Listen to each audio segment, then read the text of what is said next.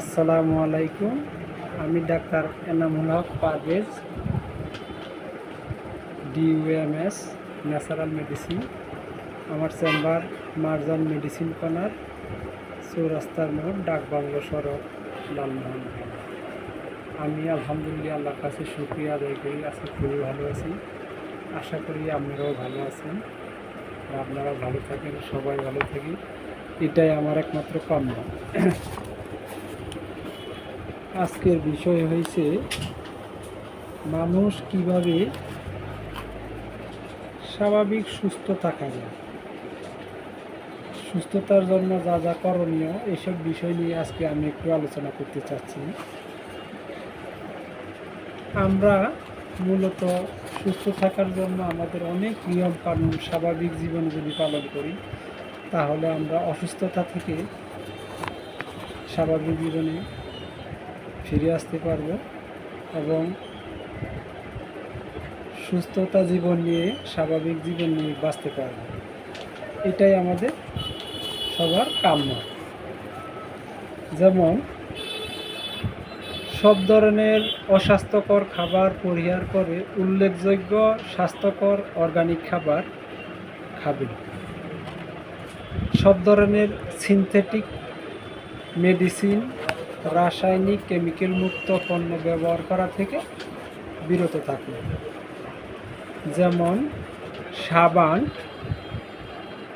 Toothpaste, body spray, perfume, shampoo এবং বাজারের যে কোনো কসমেটিক্স, এগুলোর পরিবর্তে প্রাকৃতিক এবং হার্বাল ব্যবহার করার চেষ্টা করুন এবং ন্যাচারাল, যেগুলো ন্যাচারাল পাওয়া যায় এগুলো ব্যবহার করলে মানুষের জন্য সবচেয়ে মূল্য। স্বাস্থ্যকর মুভমেন্ট, ব্যায়াম, প্রতিদিন 1 থেকে 2 ঘন্টা হাঁটা ব্যায়াম, খেলাধুলা করা। সকালের হাঁটা ব্যায়াম অনেক বেশি কার্যকর। তাছাড়া কার্ডিয়াক ব্যায়াম, যোগ ব্যায়াম, ইয়োগা করা সবচেয়ে নিরাপদ এবং 5 ওয়াক্ত মিনিমাম নামাজ পড়া। খালি পেটে ব্যায়ামটা একটু সবচেয়ে বেটার। রাতে ঘুম কমপক্ষে 8 থেকে 10 ঘন্টা ঘুমানোর চেষ্টা করুন। রাতে 9টা থেকে 10টার মধ্যে ঘুমিয়ে পড়ুন।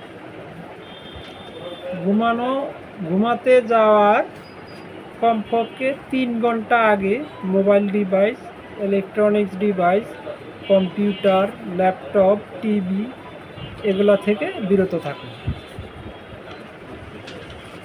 ভিটামিন ডি এর অভাব দূর করার জন্য, শরীর সুস্থ ত্বরান্বিত করার জন্য কমপক্ষে প্রতিদিন সকালবেলা 30 মিনিট সূর্যের আলোতে থাকার চেষ্টা করুন।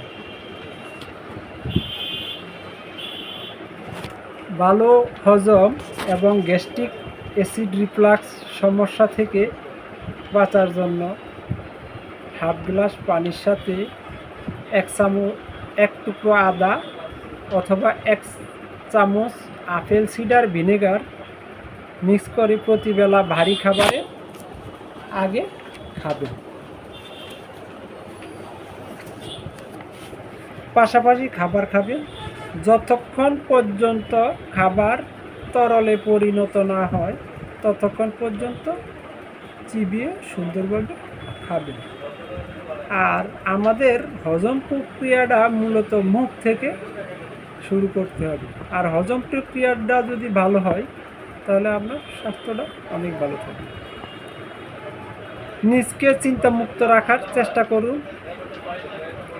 দুনিয়াবি যে কোনো সমস্যা থেকে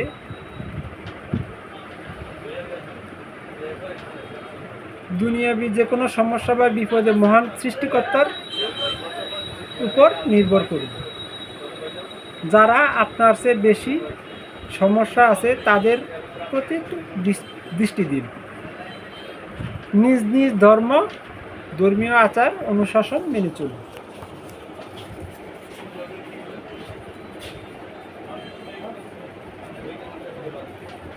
সুস্বাস্থ্যের জন্য প্রয়োজন স্বাস্থ্যকর খাবার। সকল রোগ মূল কারণ হচ্ছে ভেজাল খাবার, যা দীর্ঘদিন খাবার খাওয়ার ফলে একজন সুস্থ মানুষ ধীরে ধীরে অসুস্থ হয়ে পড়ে। সেজন্য একজন রোগীকে সুস্থ হওয়ার জন্য চিকিৎসার পাশাপাশি স্বাস্থ্যকর খাবার গ্রহণ করতে হবে, ভেজাল খাবার বন্ধ করতে হবে। পারলে শুধুমাত্র ঔষধ সেবনের মাধ্যমে রোগের স্থায়ী মুক্তি পাওয়া সম্ভব। সুষম নিরাপদ খাবার মানুষের সুস্থ স্বাভাবিকভাবে বেঁচে থাকার জন্য সাহায্য করে, তেমনি অনিরাপদ খাদ্য মানুষের মৃত্যুর কারণও হতে পারে। অথচ এই ব্যাপারে আমরা এখনো উদাসীন। আমরা ইচ্ছাকৃত অনেক সময় দেওয়া যায় ভেজাল আজে বাজে খাবার, রং ফুডগুলা খাই। এগুলা থেকে আমাদের বিরত থাকতে হবে। সেজন্য যে কোনো রোগ চিকিৎসার জন্য খাবার গাইডলাইন মেনে চলা অত্যন্ত আবশ্যক। পুষ্টিকর খাবারের পাশাপাশি সঠিক জীবনধারা লাইফস্টাইল অনুসরণ করা একান্ত প্রয়োজন। আমাদের দৈনন্দিন খাদ্য তালিকায় এমন কিছু খাবার রয়েছে শরীরের জন্য খুবই ক্ষতিকর। এসব খাবার খেলে একজন সুস্থ মানুষ অবশ্যই অসুস্থ হয়ে পড়বে, আর একজন অসুস্থ মানুষ এসব খাবার খেলে তার অসুখ আরও বাড়বে। সারা জীবন ওষুধ খেতে হবে, কিন্তু কখনো সুস্থ হবে না। এজন্য এ সকল খাবার সকলের জন্য সম্পূর্ণভাবে পরিহার করতে হবে।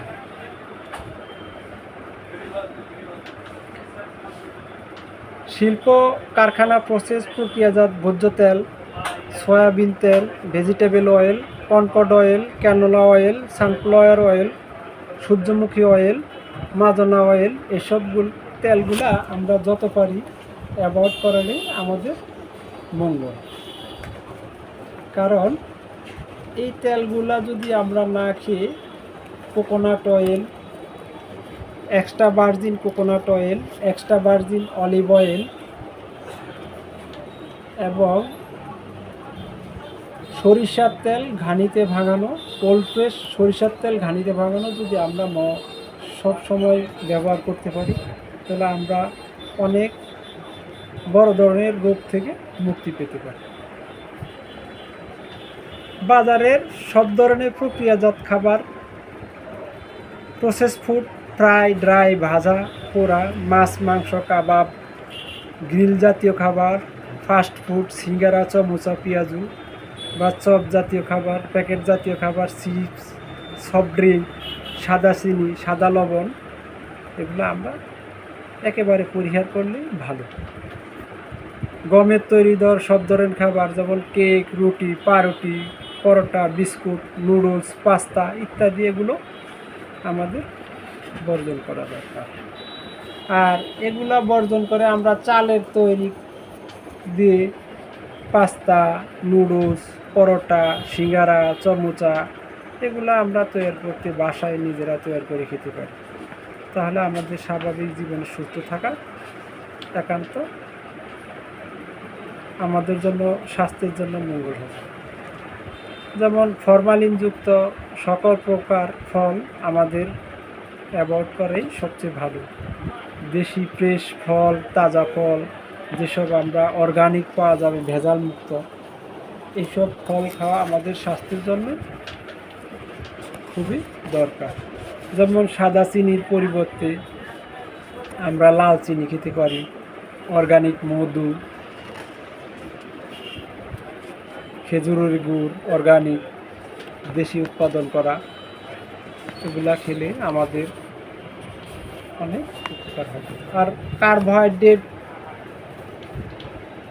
ফ্রেশ ফল খাওয়ার জন্য যেমন গাছ থেকে আসা টাটকা ফল, দেশি টক ফল, আনারস, পেয়ারা, কলা, পেঁপে এগুলো আমরা গ্রামে পাওয়া যায়, এগুলো গ্রাম থেকে খাওয়া যায়। এই যদি আমরা মেনে চলি তাহলে আমাদের স্বাভাবিক জীবনে সুস্থতা, আল্লাহর নেয়ামত, সুস্থতা ধরে রাখতে পারবো।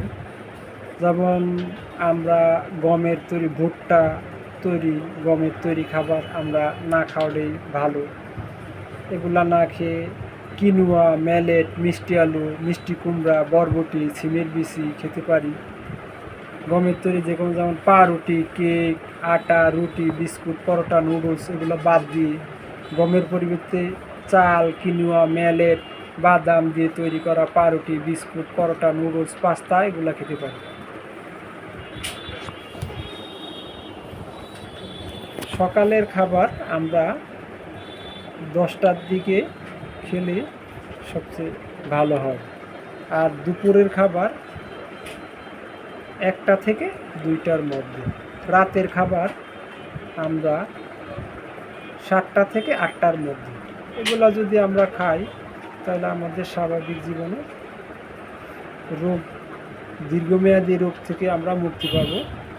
আর দীর্ঘমেয়াদী রোগ মানুষের জীবনে অনেক বিষণ্ণতা নিয়ে আসে। মানুষের কর্মক্ষেত্রে বাঁচার জন্য সুস্থতা একান্ত দরকার। আজকে এই পর্যন্ত রাখলাম। আপনারা আমাকে দোয়া করবেন, আর আমার কথাতে যদি আপনারা একটু উপকৃত হন, আমার একটু লাইক, শেয়ার, সাবস্ক্রাইব করে করতে একটু সাহায্য করবেন। আল্লাহ হাফেজ। আশা করি আপনারা সুস্থ হবেন, আমার জন্য দোয়া করবেন। আল্লাহ হাফেজ। আজকে এই পর্যন্ত শেষ। আসসালামু আলাইকুম।